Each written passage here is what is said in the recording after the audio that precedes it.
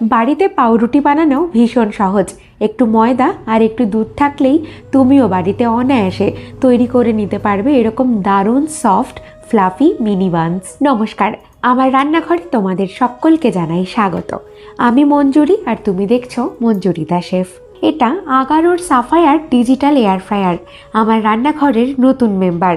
তোমরা যারা air fryer কিনবে ভাবছো, ঝটফট এটাকে নিজের রান্নাঘরে জায়গা করে দাও। বাজেটের মধ্যে একটা ভালো এয়ার ফ্রায়ার কিনতে চাইলে ডেসক্রিপশন বক্সে যাও আর অ্যামাজনে লিঙ্কটা ক্লিক করে দেখো। একটা বাটিতে নিয়ে নিতে হবে 2 চামচ চিনি। আমি ব্যবহার করছি গুঁড়ো দুধ, 10 টাকার ছোট দুটো প্যাকেটের গুঁড়ো দুধ আমি সম্পূর্ণ দিয়ে দিলাম।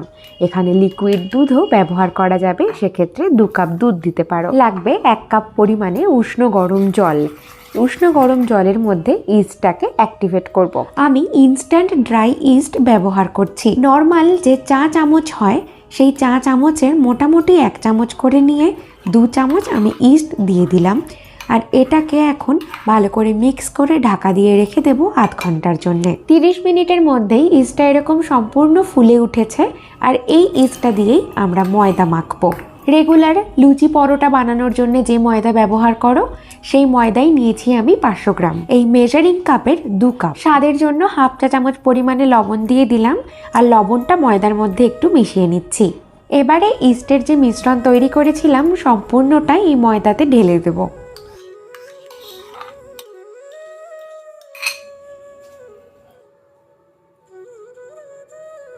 ময়দাটা মাখতে হবে কিন্তু উষ্ণ গরম জল দিয়ে। গরমটা যদি হাত সহ্য করতে না পারে একটা স্প্যাচুলা দিয়ে আমার মতো এভাবে মিক্স করতে পারো। ময়দাটা এখন চটচটে হবে, মানে একেবারে নরম ক্যাতক্যাতে করে ময়দাটাকে মাখতে হবে। কিচেন স্ল্যাবের ওপরে এরকম একটু বাটার মাখিয়ে নিলাম। এবারে হাত দিয়ে ভালো করে মথে 1.5 থেকে 2 মিনিট ময়দাটাকে মাখবো। তারপরে হাতে 1 চা চামচ বাটার নিয়ে নিয়েছি। এই বাটারটা ময়দার সাথে ভালো করে মিক্স করে দেবো।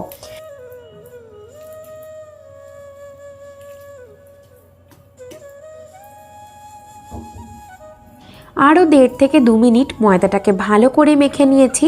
এবারে সম্পূর্ণ ময়দাটাকে একটা অন্য পাত্রে রেখে টাইট করে ঢাকা দিয়ে এটাকে রেস্টে রাখতে হবে।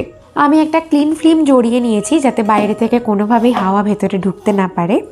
আর ঢাকা চাপা দিয়ে রেখে দেব 2 ঘন্টা।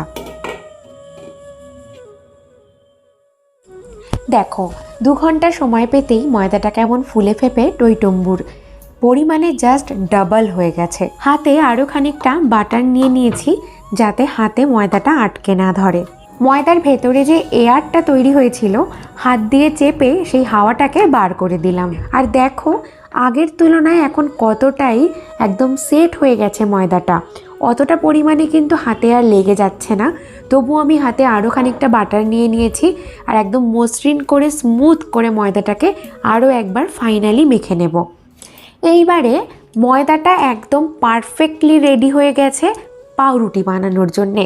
আমি একটা পিৎজা কাটার দিয়ে ময়দাটাকে কেটে ডিভাইড করে নিচ্ছি ইকুয়াল কোয়ান্টিটিতে। তুমি যেরকম শেপের যতখানি বড় বান ব্রেডগুলো তৈরি করতে চাও ঠিক তার থেকে 2 সাইজ ছোট এরকম লেচিগুলো তৈরি করতে হবে। কড়াইতে যেভাবে কেক বেক করো ঠিক সেই পদ্ধতিতেও এটাকে বেক করতে পারো কড়াইতে, গ্যাস ওভেনের ওপরে।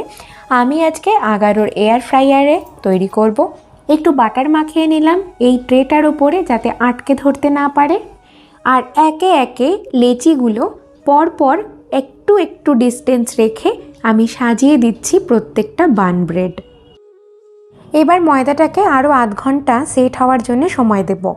2টো লেয়ারে ক্লিন ফিল্ম দিয়ে ভালো করে র্যাপ করে দিলাম যাতে বাইরের হাওয়া ভেতরে আর ভেতরের বাষ্পটা বাইরে বেরোতে না পারে।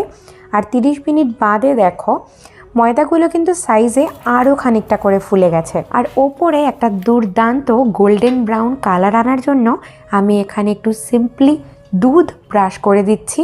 এমনি লিকুইড দুধ, এই দুধের মধ্যে আর কিচ্ছু দেওয়া নেই। এবারে 180 ডিগ্রি টেম্পারেচারে 8 মিনিটের জন্য এটাকে বেক করতে দেব।